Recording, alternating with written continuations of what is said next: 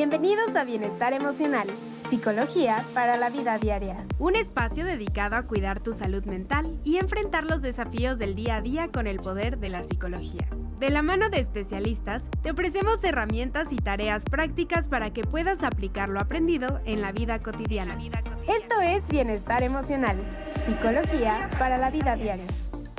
El día de hoy tenemos una invitada de lujo, la cual les acompaño a escuchar su semblanza. Psicóloga Ana Luz Cázares Hernández.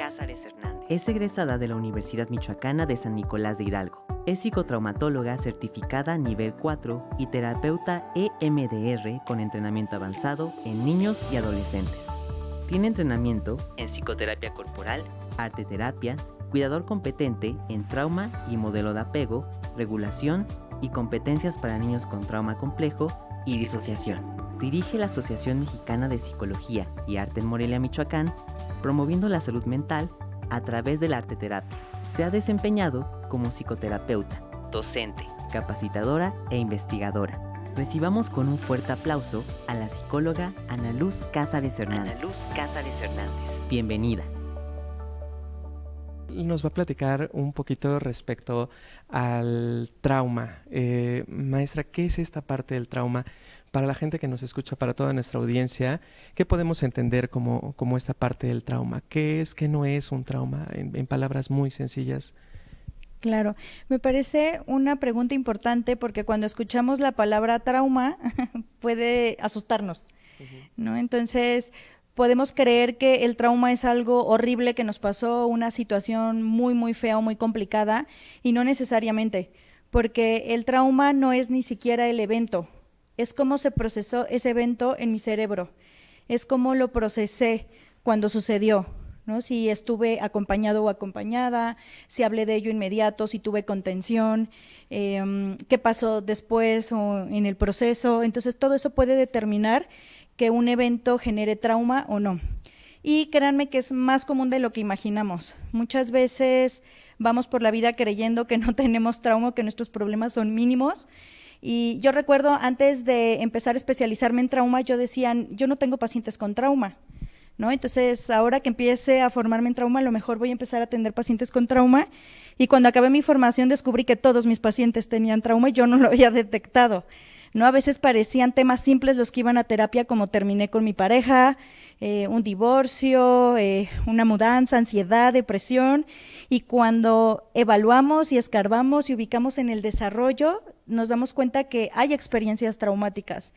Entonces, el trauma es alguna experiencia que sobrepasó nuestras capacidades de afrontamiento, que se sintió demasiado perturbadora o incómoda en nuestro cuerpo, y que en ese momento por alguna razón no la pude procesar de la manera adecuada. Entonces, sí. ¿Todas las personas desarrollamos algún trauma? No, no todas, pero es muy común, más en nuestra cultura. Hay un estudio, no sé si lo han escuchado, pero bueno, si no, investíguenlo, se llama ACES. Es un estudio que habla sobre experiencias adversas en la niñez. Es un cuestionario, es una investigación que se hizo y sacaron 10 preguntas, es un cuestionario de 10 preguntas con situaciones muy particulares, que si puntuamos que a mí me sucedieron antes de mis 18 años, al menos 3, de 3 a más, ya estamos hablando de que hay trauma. Okay. Estas cuestionarios, estas preguntas van encaminadas a la parte de si hubo violencia, y esto es bien importante, porque normalizamos la violencia. Okay. Entonces, cuando yo aplico este cuestionario, tengo pacientes que me dicen, oye, Ana, pero a ver, o sea, ¿qué tanto me debió de haber pegado mi mamá? Porque, o sea, me pegaba lo normal. Entonces, okay, no hay lo normal. Si hubo violencia, si era una manera de educarme, si era una manera de dirigirme, eso ya es violencia. Entonces, las preguntas van encaminadas a violencia física, violencia psicológica, violencia emocional, van encaminadas a si tuve algún familiar que estuvo preso, que viví o estuve cercano a un familiar que consumía drogas, si hubo trastornos mentales o adicciones en mi familia, abuso sexual, ¿no? Entonces, esas preguntas van encaminadas a eso. Si yo al menos puntúo 3, esto quiere decir que hay experiencias traumáticas en mi desarrollo. ¿Y esto qué quiere decir? Que como adulta, seguramente, si yo me expongo a alguna situación complicada, tengo más riesgo de generar estrés postraumático. Por ejemplo, podemos estar todos aquí en un carro y en un accidente. Okay. Y la mitad de nosotros puede desarrollar trauma, estrés postraumático, y la otra mitad no, aunque estemos en la misma situación. ¿De qué depende? De nuestras experiencias adversas en la niñez. Si en este carro la mitad tuvimos más de 3 experiencias adversas en la niñez, es seguro que desarrollemos sintomatología de trauma. Y si la otra mitad no tuvo experiencias adversas, tuvo una niñez lo más sencilla posible, tuvo papás presentes, no negligentes, amorosos, no hubo violencia, seguramente lo voy a afrontar muy bien. Y ese recuerdo se va a procesar bien. Para las personas que están atravesando una situación o que se identifican incluso con estas características que nos acabas de decir, ¿qué mensaje o qué reflexión les podríamos decir? ¿Qué tienen que hacer si se identificaron con alguna de estas características? ¿A dónde acudir? ¿Qué hacer? De manera muy breve, para la audiencia que nos está escuchando, ¿qué puede hacer?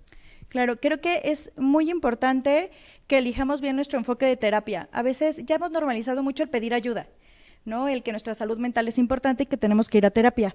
Pero creo que es muy importante también informarnos de los enfoques de terapia y ubicar que si yo sé que tuve experiencias adversas en la niñez, si yo sé que he sufrido alguna experiencia traumática y la tengo muy clara, a veces no la tenemos clara, pero si la tengo clara, es mucho mejor buscar un enfoque especializado en trauma, porque si no voy a durar muchos años en terapia y a lo mejor los síntomas reducen, pero no desaparecen o no termina de procesarse y no termino de resolverlo.